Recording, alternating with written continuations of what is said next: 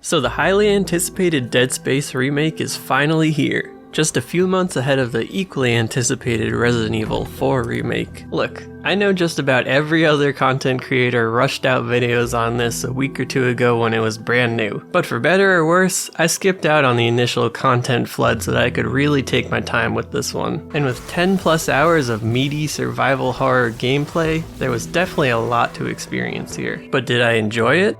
Well, of course I did. The original was already excellent, so they just had to not screw that up to make this good. But does it really justify that full $60 price tag? I mean, what did they actually change beyond the obviously new visuals? Well, they actually did overhaul quite a lot more than you'd expect, but before I get into that, I think those shiny new graphics are worth talking about first. One of my earliest reactions to seeing this game was, this looks exactly like the original. I mean, they couldn't actually have changed that much, right? So I decided to look up some footage of the game I played almost 15 years ago, only to realize that the visual changes here are pretty massive in comparison. Nostalgia goggles sure are a thing, huh?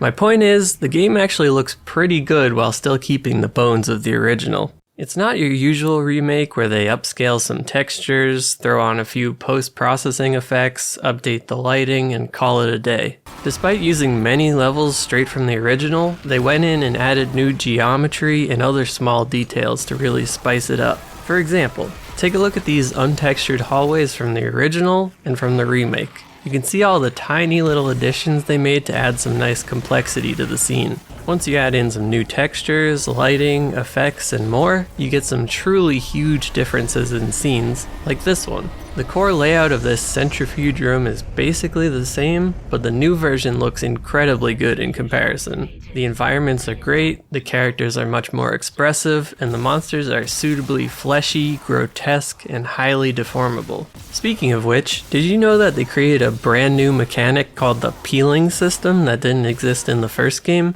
The core gameplay of shooting off enemy limbs still exists, but now all enemy body parts can also be peeled in a sense. Spinning your ripper blade on a necromorph's arm will rip away the outer skin and muscle, leaving the weaker bone underneath exposed. You can still dismember them like before, but this new system expands the combat in some pretty interesting ways. For example, the force gun blasts away the outer layer of flesh from most enemies, leaving them completely exposed. This is especially useful against armored enemies, where you can blast off that bulletproof layer and clean them up afterwards. Speaking of new tech, the game is now almost entirely load-free. Once you're in, you're not going to see any more load screens unless you die. This is in contrast to the original, where there were a fair number of load screens separating areas of the ship. To support this, the game loads new areas in the background as you move throughout the world. This does cause some noticeable stutter at some points, but I'll get back to that later, because the removal of loading screens came with another pretty huge change to the gameplay. Instead of each section of the ship being completely isolated, everywhere is now fully interconnected. The tram still exists as a convenient fast travel, which is kind of the ideal scenario in my mind. Want to get to an area quickly and easily? You still have to plan a route to the nearest tram and deal with anything along the way. But most of the time you'd rather be exploring the ship on foot, hunting down loot and side quests as you go. Oh yeah, Dead Space has side quests now. I know there's some contention over survival horror games having side quests in general. Some people love them, some people hate them. I understand the argument that they can detract from the atmosphere that horror aims for, but Dead Space is already a pretty long game for the genre. Sure, a side quest in a highly focused 1-hour game can kill tension, but that doesn't really apply to a big sprawling experience like this. You aren't missing anything major if you skip all the side quests, but their inclusion does add some flavor for players who want to engage with them. In a lot of cases, you get some nice tidbits of story that expand on the characters or other lore surrounding the game's mythos. Which brings me to the story behind this game. Overall, it pretty much follows the same path as the original, with the main exception being that Isaac talks now. Again, I heard a lot of contention on giving him a voice, but I think they did a pretty good job here. He's not overly wordy like you might expect from modern games. There aren't constant barks or anything when a monster pops out. Thankfully, the game mostly leaves you to experience the horror for yourself without him having to spell it all out. Instead, he mostly just adds an additional character to the cutscenes. By the end, I felt a lot more connected to his character than in the original game. Although I still think the whole relationship with the girlfriend was a little strange. It's odd that Isaac never really questions why she acts so weird throughout the whole game, but other than that, his reaction to most situations are pretty relatable. Giant monsters stuck to the ship that's preventing our rescue? What the hell. Just another nuisance to add to the list. If you remember how the original played out, it's very much a sequence of, we should do this thing, but actually this part of the ship is gonna explode, so we have to do that first. It's almost exactly like that Malcolm in the Middle scene where the dad goes to fix one thing, finds something else broken, and ends up getting stuck in an endless loop of things to fix. That's basically the justification for every chapter in this game, and it's kind of entertaining to hear how fed up Isaac gets with all of it by the end. So I've got no complaints about the story, but despite all my praise up to now, the game isn't flawless. There were a handful of bugs and performance issues that I experienced throughout my playthrough. Aside from a crash or two, the vast majority of issues I encountered were related to loading. Like I said before, having seamless loading between areas is great for gameplay, but a huge technical challenge. When you're traveling between different areas, the game almost always stutters for a few seconds. Hopefully you're not in combat when this happens, or you're probably gonna have to waste some medkits.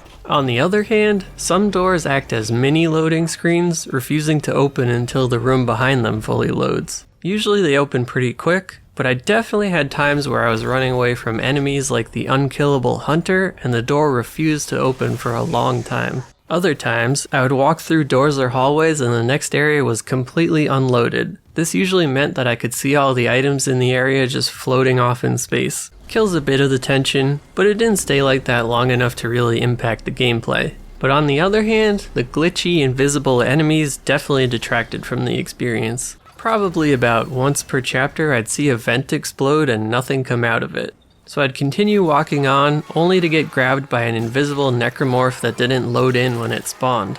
It got to the point where I'd start shooting at empty space whenever I saw this happen. Sometimes hitting invisible monsters, and other times just wasting ammo. But thankfully that was the worst of the issues I had while playing through the game. Things like that could definitely be patched up, but they didn't bother me enough to sour my overall experience. In the end, I had an absolutely great time with this game. Dead Space already ranked high among survival horror classics, and this remake continues that trend in a great way. It stands right alongside the Resident Evil 2 remake as an excellent remake in almost every aspect, from visuals to gameplay and even some brand new tech to show off. And just like the RE2 remake, I can say that this is the version I'd recommend to any first-time players going forward. Sure, the originals will always hold their special place in video game history, but these two remakes are flat out better in almost every aspect. So huge props to the team behind this. Despite the flood of mediocre remakes lately, they've really created something great here. And now we're only a few months away from the equally anticipated Resident Evil 4 remake. Fingers crossed it'll continue the trend of top-notch remakes, making for a great start to the year for survival horror fans. And of course, I'm not forgetting about all the excellent indies out there. We only get games like this every so often, so the genre largely thrives on indie horror games. So if you know of any new or upcoming horror games I should check out, I'd love to hear about them in the comments. There's a lot out there to look forward to, and I'll definitely be here for it. So until next time, have a good one, folks.